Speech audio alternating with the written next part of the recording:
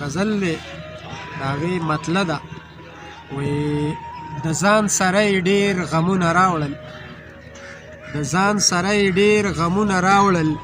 د سپرلي باد د چا یادونه راوړل د ځان سره یې ډېر غمونه راوړل د سپرلي باد د چا یادونه راوړه او تللی وم بیا د بې وفا کلي ته تللی وم بیا د بې وفا کلي ته بیا مې نیمګړي ارمانونه راوړل تللی وم بیا د بې وفا کلي ته بیا مې نیمګړي ارمانونه راوړل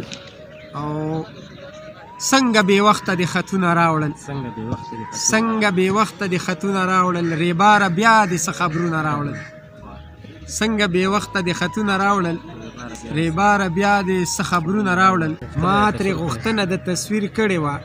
جانان د ځان سره ګلونه راوړل ما ترې غوښتنه د تصویر کړې وه او جانان د ځان سره ګلونه راوړل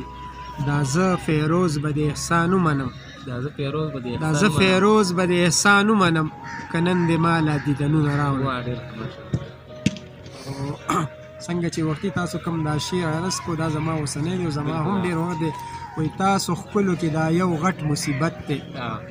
تاسو ښکلو کې دا یو غټ مصیبت دی تاسو مینې نه جوړ کړی تجارت دی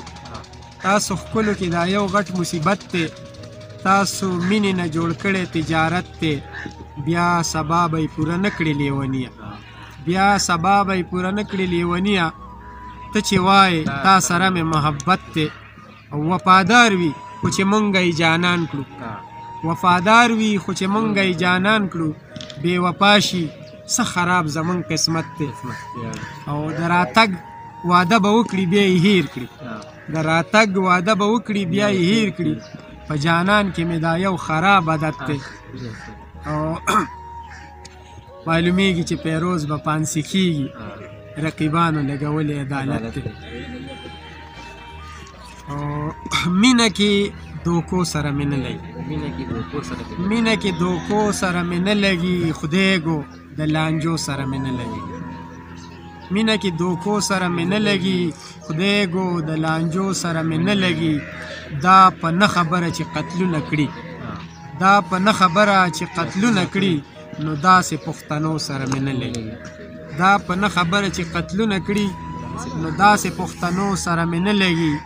او رور لروره بیل کړي فتنهګري دي رور لروره بیل کړي فتنهګري دي نو ځکه خو پیسو سره مې نه لګي او چا پسې چې زه لیونی شوی یم چا پسې چې زه لیونی شوی یم نو وایي لیونو سره مې نه لګي او دا چې نن زما او سبا بل لځي دا چې نن زما او سبا بل لځي نو داسې معشوقو سره مې نه لګي زه فیروز د حسن تماشګیر یم زه فیروز د حسن تماشګیر یم نورو تماشو سره مې نه لګي